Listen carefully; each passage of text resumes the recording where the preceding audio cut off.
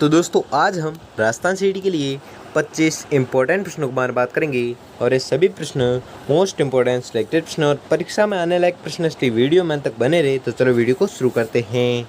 तो आपका पहला सवाल है कि खेजड़ी के पेड़ राजस्थान के किस जंगल में पाए जाते हैं। तो खेजड़ी के पेड़ पाए जाते हैं उष्णकटिबंधीय कांटेदार वन में।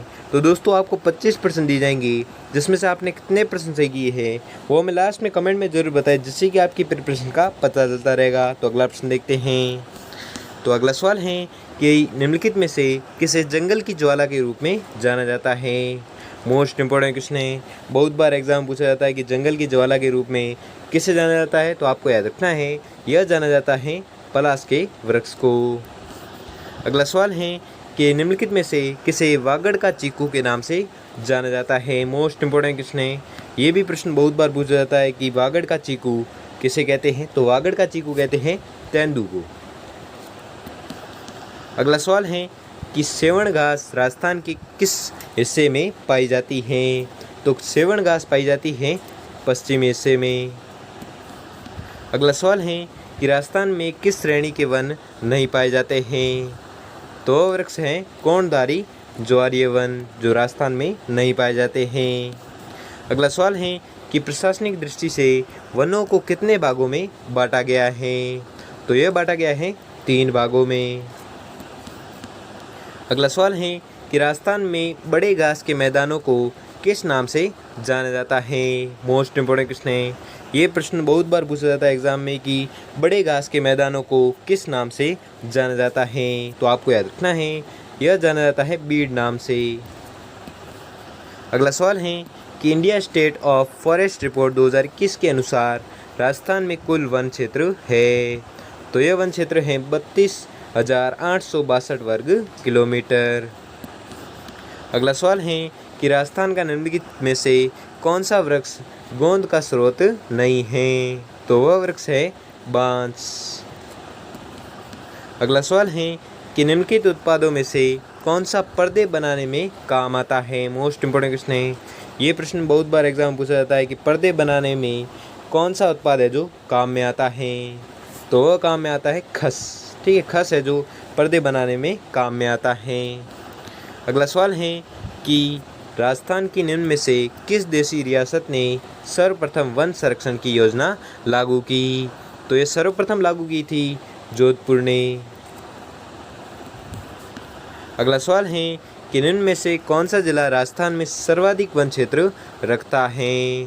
तो वह जिला है उदयपुर। ठीक है, उदयपुर वह जिला है जो सर्वाधिक वन क्षेत्र है जो रखता है। मोस्ट इम्पोर्टेंट क्वेश्चन है, बहुत बार एग्जाम में पूछा जाता है कि राजस्थान में सर्वाधिक वन क्षेत्र रखता है कौन सा जिला। तो उदयपुर। ठीक है, मोस्ट इम्पोर्टेंट, ये रट लो प्रश्न, क्योंकि ये बार बार रिपीट होता है प्रश्न। ठीक है, इस साल भी आ सकता है प्रश्न, तो आपको याद रखना है। ठीक है, अगला सवाल है कि राजस्थान के किस जिले में सागवान पाया जाता है।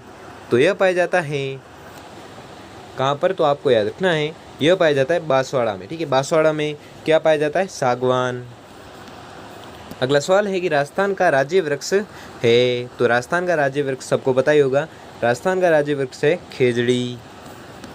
अगला सवाल है कि राजस्थान में अधिकतम प्रशासनिक वन क्षेत्र निम्नलिखित श्रेणियों में से किससे संबंधित है। तो यह संबंधित है संरक्षित श्रेणियों से।